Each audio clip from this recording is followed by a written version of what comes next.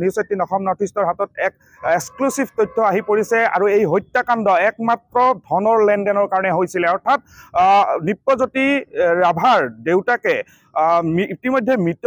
ফুলেশ্বৰী বৰ্মন ৰাভাৰ পৰা লৈছিলে বৃহৎ সংখ্যক এক ধন আৰু সেই ধন আদায় দিয়া ইতিমধ্যে শেষ হৈছিল বুলি নিপ্পজ্যোতিয়ে আৰক্ষীক জানিবলৈ দিছে বা আমিও সেই তথ্য লাভ কৰিছো কিন্তু ধন যে ধাৰত লোৱা ধন বা সুদত লোৱা ধন সেই ধনখিনি ইতিমধ্যে আদায় দিছিলে কিন্তু আদায় দিয়াৰ পিছতো এই বৃদ্ধাগৰাকী ফুলেশ্বৰী বৰ্মনে বাৰম্বাৰ আচলতে নিপ্পজ্যোতিৰ দেউতাকক প্ৰেছাৰাইজ কৰিছিলে টকাখিনি দিব লাগে বুলি কৈছিলে আৰু তাতে ভেটিগ্ৰস্ত হৈ পৰিছিলে নিপ্পজ্যোতি ৰাভা আৰু এই ভেটিগ্ৰস্ত হৈয়ে হঠাৎ সিদ্ধান্ত গ্ৰহণ কৰিলে যে বাৰম্বাৰ দেউতাকক হাৰাশাস্তি কৰি থকাৰ কাৰণে আচলতে নিপ্পজ্যোতিয়ে এই গোটেই ঘটনাটো সংঘটিত কৰিলে বুলি স্বীকাৰোক্তি প্ৰকাশ কৰিছে আৰু এই মুহূৰ্তত এই খবৰ এক্সক্লুসিভ খবৰ বুলি ক'ব লাগিব কাৰণ দুধনৈ থানাৰ লকআপতে এই যুৱকজনক এতিয়া ৰখা হৈছে মেঘালয়ৰ এটা অঞ্চলৰ পৰা এই যুৱকগৰাকীক নিশা প্ৰায় 2 মান বজাত গ্ৰেপ্তাৰ কৰা বুলি আৰক্ষী আমাক জানিবলৈ দিছে আৰু শেহতীয়া ইয়াৰে পৰিৱেশ মোৰ সহযোগীয়ে দেখুৱাব দুধনৈ থানাৰ লকআপৰ আলহী হৈ পৰিছে এতিয়া এই নিপ্পজ্যোতি ৰাভা আৰু আৰক্ষীয়ে এটা কথাই ভাবিছিলে যে অপৰাধী যেতিয়া কৰায়ত্ব হ'ব তেতিয়া আচলতে সকলো তথ্য পোহৰলৈ আহিব কিন্তু অৱশেষত যোৱা নিশা যিহেতু অপৰাধী হত্যাকাৰী যি নিপ্পজ্যোতি ৰাভা ইতিমধ্যে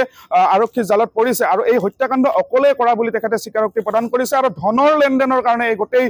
প্ৰক্ৰিয়াটো এই গোটেই হত্যাকাণ্ডটো সংঘটিত হৈছে বুলি তেখেতে ক'ব বিচাৰিছে আৰু আৰক্ষীক সেই স্বীকাৰোক্তি প্ৰদান কৰিছে বুলি আমি এক তথ্য লাভ কৰিছো আৰু দেখিবলৈ পোৱা গৈছে আচলতে যোৱাকালি উদয়পুৰৰ মহিলা সমাজ প্ৰায় 50-60 গৰাকী মহিলা আহি দুধনৈ থানাত আহিছিলে ভাৰপ্ৰাপ্ত আৰক্ষী বিষয়াৰ সৈতে আলোচনাত মিলিত হৈছিলে তেখেতসকলে কৈছিলে এটা কথাই যে 24 ঘণ্টাৰ ভিতৰত যদি অপৰাধীক গ্ৰেপ্তাৰ কৰিব নোৱাৰে তেতিয়াহ'লে অনাগত 24 ঘণ্টাৰ পিছতে আচলতে তেখেতসকলে ধৰ্ণা কাৰ্যসূচী বা প্ৰতিবাদৰ কাৰ্যসূচী ৰূপায়ণ কৰিম বুলি আৰক্ষীক কৈ গৈছিলে আৰু যোৱা নিশাই অৰ্থাৎ কালি ৰাতি প্ৰায় 2 মান বজাত এই অপৰাধীটোক গ্ৰেপ্তাৰ কৰিবলৈ সক্ষম হৈছে এই ভিজুৱেলছ ইতিমধ্যে আমি লাভ কৰিছো আৰক্ষী জালত পৰিছে নিপ্পজ্যোতি ৰাভা আৰু মই বাৰম্বাৰ এটা কথা কম যে কোনো পৰকীয়া প্ৰেমৰ কাৰণে এই হত্যাকাণ্ড সংঘটিত হোৱা নাছিল কোনো মাটি সম্পত্তিৰ কাৰণে এই হত্যাকাণ্ড সংঘটিত হোৱা নাছিল এই হত্যাকাণ্ড সংঘটিত হৈছিল টকা পইচাৰ ধনৰ লেনদেনৰ কাৰণে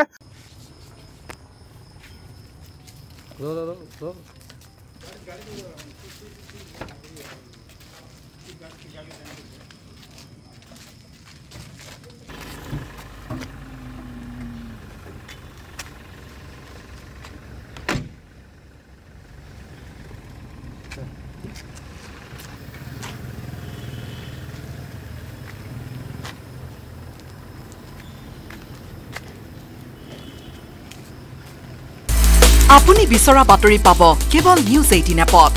নিউজ 18 এপ ডাউনলোড কৰিবলৈ স্ক্যান কৰক এই QR কোড গুগল প্লে ষ্টৰতো পাব এই নিউজ 18 এপ